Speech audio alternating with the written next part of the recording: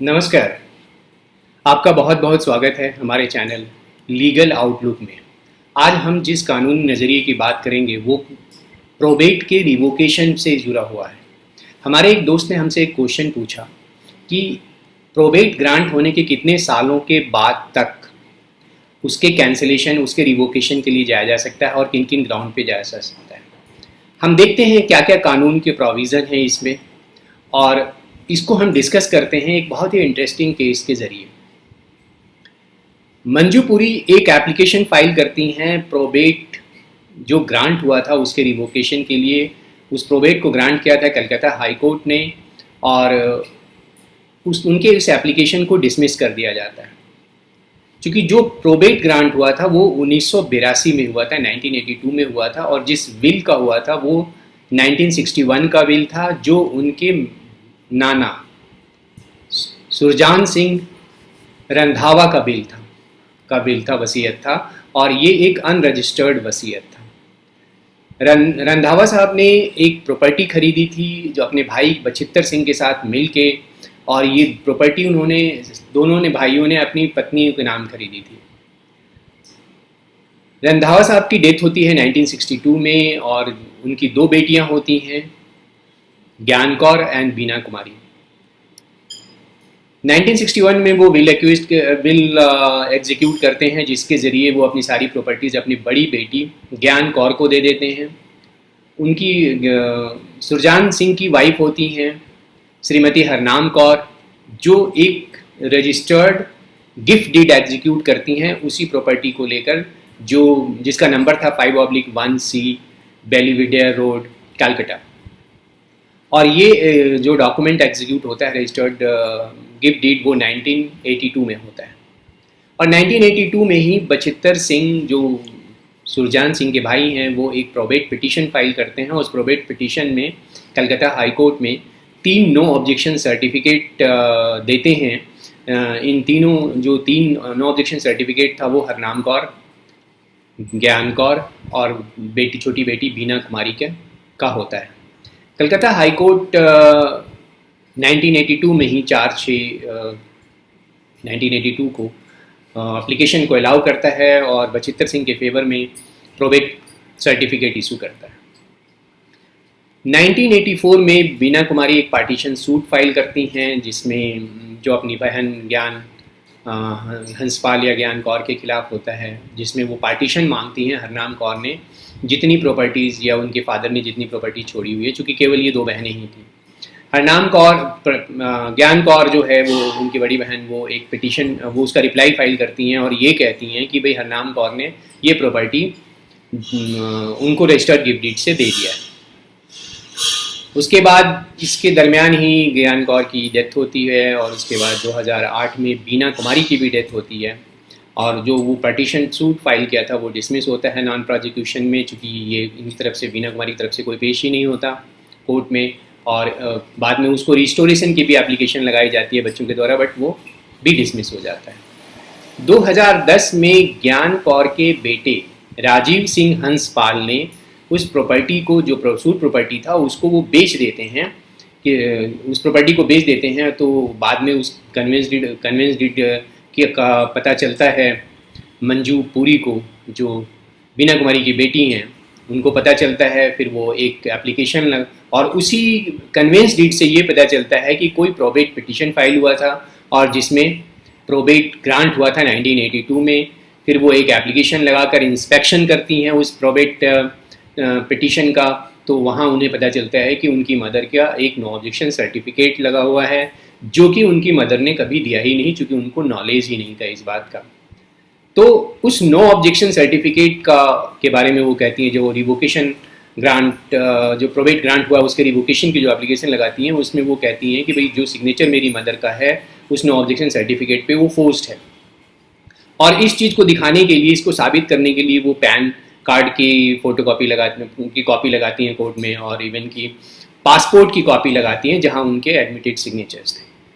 Single जज 2015 में उनके एप्लीकेशन को रिजेक्ट करता है, जो रिवोकेशन की एप्लीकेशन है उसको रिजेक्ट करता है, और ये कहता है कि भाई ये बहुत ज़्यादा डिले हो चुका है और इतने डिले के बाद इस एप्लीकेशन को एंटरटेन नहीं किया जा सकता, और अब जो मंजू पुरी हैं उनकी मदर जब तक जिंदा थी अपने लाइफ टाइम में उन्होंने कभी इस तरह का कोई ऑब्जेक्शन नहीं लिया,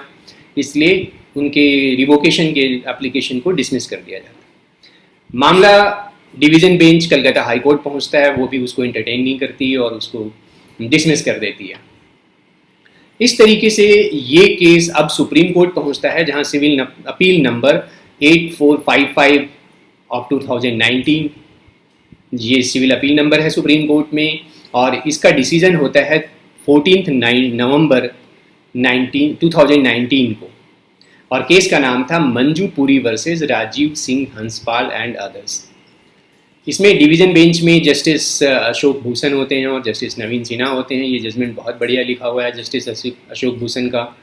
अब विल और प्रोबेट बड़ा ही सिंपल टॉपिक है, लेकिन एक बहुत ही इंटरेस्टिंग टॉपिक है और मैंने इस पर बहुत सारी वीडियो बनाए हैं, चूँकि विल और प्रोबेट की प्रोसीडिंग को लेकर बहुत सारे आयाम हैं, बहुत सारे शेड्स हैं इसके, तो और हर एक शेड्स, हर एक आयाम इसके बड़े इंटरेस्टिंग हैं, रोचक हैं, और मेरे सारे वीडियोस को आप लोगों ने बहुत अप्रिशिएट भी किया है, और इसलिए मैं रिक्वेस्ट करूंगा कि जिन लोगों ने मेरे और दूसरे वीडियो विल और प्रोबेट पे नहीं देखा है प्लीज़ देखिए। मैं उसका लिंक शेयर कर दूंगा डिस्क्रिप्शन सेक्शन में, और जो भी आपका कमेंट होता है ज़रूर कीजिए, इससे मुझे बहुत मदद मिलती है अपने को सुधारने में। सुप्रीम कोर्ट में मंजू पुरी की तरफ से जो एडवोकेट पेश होते हैं वो हैं सीनियर एडवोकेट सिद्धार्थ लूथरा। उनका जो आर्गुमेंट होता है वो सबसे पहला आर्गुमेंट ये होता है कि भाई ये विल प्रोबेट पिटीशन 4/6/1982 को किया गया, जबकि ये एप्लीकेशन ही 27/5/1982 में एप्लीकेशन फाइल होता है प्रोबेट का, और विद इन 15 डेज उसको प्रोबेट ग्रांट भी हो जाता है, और इसमें कोई साइटेशन भी इशू नहीं होता, इसमें कोई पब्लिकेशन नहीं होता, जो कि नॉर्मली प्रोबेट के केस में होता ही होता है। दूसरी बात यह है कि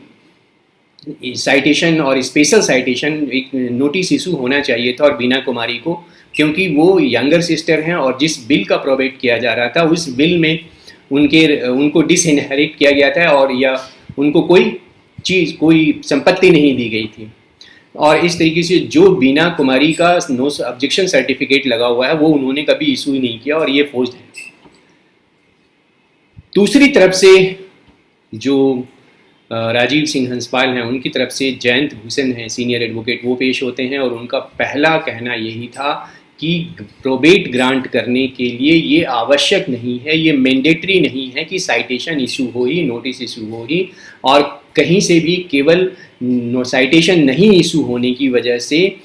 ये कोई इलीगलिटी नहीं आ गई है, और कोई ऑर्डर में कोई इलीगलिटी नहीं है।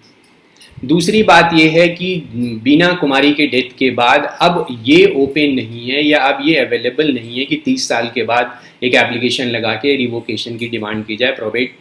पिटीशन, प्रोबेट जो ग्रांट हुआ है उसके लिए। और एक और तीसरी बात उन्होंने ये कही कि बीना कुमारी अपने लाइफ टाइम में एक पार्टीशन सूट फाइल करती हैं जो डिसमिस एंड डिफॉल्ट हो जाता है, तो इस तरीके से उसके एप्लीकेशन भी रिस्टोरेशन का डिसमिस हो जाता है, तो अब इस इशू को रीओपन नहीं किया जा सकता इतने सालों के बाद। सुप्रीम कोर्ट ने इस केस में जो सबसे पहले बात कही कि हाई कोर्ट ने एक फाइंडिंग दी कि मंजू पुरी और उसकी मदर को कोई फाइंडिंग नहीं दी इस पॉइंट पे कि मंजू पुरी और उसकी मदर को इस नो ऑब्जेक्शन का और इस प्रोबेट प्रोसीडिंग की कोई जानकारी थी। चूँकि नॉर्मली लिमिटेशन की बात जब भी होती है और जहाँ फ्रॉड एलाइज किया जाता है वहाँ पे date of knowledge of incident से हम लिमिटेशन की बात करते हैं, तो यहाँ पे हाई कोर्ट ने ऐसी कोई फाइंडिंग नहीं दी कि इन दोनों के नॉलेज में क्या वो प्रोबेट प्रोसीडिंग की जानकारी थी या उनके नो ऑब्जेक्शन की जानकारी थी, और बगैर इस पर कोई फाइंडिंग दिए हुए उन्होंने ये कह दिया कि बहुत डिले हो चुका है। दूसरा इशू जो सबसे इम्पॉर्टेंट था इस केस में कि भाई क्या इफेक्ट पड़ेगा इस बात का कि कोई साइटेशन ही इश्यू नहीं हुआ पब्लिक एयर को, जो लीगल एयर थे, और इस प्रोबेट प्रोसीडिंग में। इसको समझने के लिए हम सबसे पहले देखते हैं कि section 263 of Indian succession act क्या कहता है, जो रिवोकेशन या एन्यूलमेंट की बात करता है फॉर जस्ट कॉज। उसमें ये कहता है कि अगर कोई जस्ट कॉज हो, कोई वाजिब वजह हो, तो जो प्रोबेट ग्रांट किया गया है, सर्टिफिकेट ऑफ प्रोबेट ग्रांट किया गया है किसी विल को, या लेटर ऑफ एडमिनिस्ट्रेशन ग्रांट किया गया है, तो उसको रिवोक किया जा सकता है, उसको ख़त्म किया जा सकता है। और इसके एक्सप्लेनेशन में, सेकंड एक्सप्लेनेशन में ये बात कही गई है कि अगर कोई ग्रांट बिना किसी साइटेशन के दिया गया है, जो साइटेशन इशू होना चाहिए था, तो ये एक ग्राउंड हो सकता है कैंसिलेशन का और रिवोकेशन का, प्रोबेट का। दूसरा है कि अगर प्रोबेट ऑब्टेन किया गया है किसी फोर्जरी के जरिए, तो भी रिवोक हो सकता है। अब जो साइटेशन इशू करने की बात है, तो ये आता है सेक्शन 283 में, जहाँ पे डिस्ट्रिक्ट जज के पावर की बात होती है। उसमें ये कहता है कि उसमें 283 सब सेक्शन 1 क्लॉज सी में ये कहता है कि साइटेशन डिस्ट्रिक्ट जज इशू करेगा जिसमें जो लोग भी उस प्रॉपर्टी में या उस विल में जिसका इंटरेस्ट है या उससे जो अफेक्टेड हो सकते हैं, उनको साइटेशन इशू होगा और उनको ये कहा जाएगा कि आप आइए और देखिए प्रोसीडिंग को जिसमें लेटर ऑफ एडमिनिस्ट्रेशन या प्रोबेट ग्रांट होना है। इसमें जो सबसे इम्पॉर्टेंट चीज़ थी यहाँ पर वो ये थी कि जो विल है सुरजान सिंह का, वो अनरजिस्टर्ड विल है और 1961 का है। दूसरा, जो प्रोबेट प्रोसीडिंग फाइल हुई थी वो ऑलमोस्ट 20 ईयर्स के बाद हुई थी और इसमें एग्जीक्यूटर के द्वारा फाइल किया गया था 1982 में, और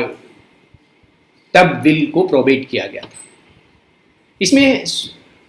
सुप्रीम कोर्ट ने एक कलकत्ता हाई कोर्ट के एक जजमेंट को काफ़ी डिटेल में डील किया और उसमें उसकी फाइंडिंग्स को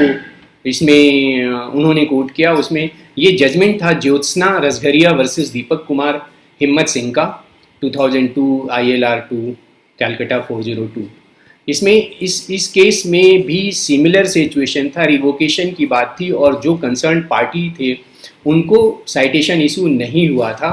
तो इस केस में कोर्ट ने कहा कि ये जो ऑर्डर है या ये जो डिफेक्टिव है, जो प्रोबेट ग्रांट किया गया वो डिफेक्टिव है, क्योंकि बिना साइटेशन इशू किए जनरल साइटेशन या स्पेशल साइटेशन मीन्स कि उस पर्सन को डायरेक्ट सर्व हो या न्यूज़पेपर के जरिए हो, ये जरूरी है। सुप्रीम कोर्ट ने ये कहा कि अगर हम 283 सेक्शन 283 के सिंपल लैंग्वेज को देखते हैं तो इसमें वर्ड में यूज़ किया गया है, डिस्ट्रिक्ट जज के डिस्क्रिशन पे दिया गया है, लेकिन कोई भी डिस्क्रिशन को रीजनेबली इस्तेमाल करना चाहिए जज को, और उसका प्रॉपर एक्सरसाइज होना चाहिए उस डिस्क्रिशन का फॉर द पर्पस ऑफ और या एंड ऑफ जस्टिस को एडमिनिस्टर करने के लिए। और ख़ासकर जब बिल किसी भी डिवोल्यूशन को, प्रॉपर्टी के डिवोल्यूशन को अल्टर करता है, अगर उस व्यक्ति की इंटेस्टेट डेथ होती तो जिन नेचुरल लीगल एयर को जाता, उसको नहीं जा रहा और उसको पूरे डिवोल्यूशन को अल्टर कर रहा है, उस केस में डिस्ट्रिक्ट जज की ये इनकम्बेंट है या ये ज़रूरी है डिस्ट्रिक्ट जज के लिए कि वो अपने डिस्क्रिशन का इस्तेमाल करे और प्रॉपरली उसको साइटेशन को इशू करे। मंजूपुरी के केस में बिल 61 का था, एप्लीकेशन फाइल हुआ 82 में, 20 साल के बाद, तो ये बड़ा एक सस्पिशियस सर्कमस्टांसेस क्रिएट करता है और अनरजिस्टर्ड बिल था, तो सिंगल जज को साइटेशन इशू करना चाहिए था और नोटिस भी करना चाहिए था लीगल एयर को, जो लीगल एयर वहाँ पे नहीं थे प्रेजेंट कोर्ट में। और इस तरह से बीना कुमारी ने जो नो ऑब्जेक्शन जो लगा हुआ था, वो नो ऑब्जेक्शन कहीं ना कहीं सस्पिशन क्रिएट करता है और इस सस्पिशन और इस डाउट को दिमाग में रखते हुए उसको रिमूव करने के लिए साइटेशन इशू होना चाहिए था, और हाई कोर्ट के ऑर्डर को सेट असाइड कर दिया और प्रोबेट प्रोसीडिंग को फिर से रिवाइव कर दी और भेज दिया। अब आपने देखा इसमें जो 2-3 बातें थी, एक तो पहला कि ये प्रोबेट 82 में इशू हुआ, 19 में जाके हुआ, तो एक अच्छा खासा वक्त निकल गया इस बीच में। मुझे एक चीज़ याद आ रहा है कि लोग कहते हैं ज़िंदगी संभावनाओं का खेल है। मुझे लगता है कि लीगल प्रोसेस जो है, लीगल प्रोसीडिंग भी है, ये भी संभावनाओं का खेल है। आप इस केस में देखिए, सिंगल जज ने हाई कोर्ट के उसने डिसमिस कर दिया, उसके बाद डिवीज़न बेंच ने डिसमिस कर दिया, बट सुप्रीम कोर्ट ने उस चीज़ों को समझा और अल्टीमेटली उनके फेवर में ये कर दिया। यहाँ पे एक बात और भी जो देखने को मिली मुझे, कि जो लोग मैनिपुलेट कर लेते हैं चीज़ों को, खासकर जुडिशियल प्रोसीडिंग को, वो कभी ना कभी आके उजागर हो ही जाता है। जैसे इस केस में हुआ, नो ऑब्जेक्शन जो मैनिपुलेट किया हुआ था उसको रिकॉग्नाइज किया गया और फिर सुप्रीम कोर्ट ने हाई कोर्ट के ऑर्डर को सेट असाइड किया। तो ये है कि रिवोकेशन का कोई, जो हमारे फैन ने सवाल किया था कि कब तक फाइल कर सकते हैं, ये हर एक केस में फैक्ट टू फैक्ट डिपेंड करता है। आपको जिस दिन से नॉलेज होता है उस दिन के विदिन 3 ईयर्स आपको करना चाहिए, और फ्रॉड के केस में जिस दिन से नॉलेज होता है उसी दिन से काउंट होता है। बहुत बहुत धन्यवाद आपने इस वीडियो को देखा। मेरा रिक्वेस्ट है कि आप इसको पसंद आया तो लाइक कीजिए, शेयर कीजिए। आपने अगर चैनल सब्सक्राइब नहीं किया है तो प्लीज़ सब्सक्राइब कीजिए और अपने व्यूज़ ज़रूर मुझ तक पहुँचाइए, वो मेरे लिए बहुत इम्पॉर्टेंट है। धन्यवाद, नमस्ते।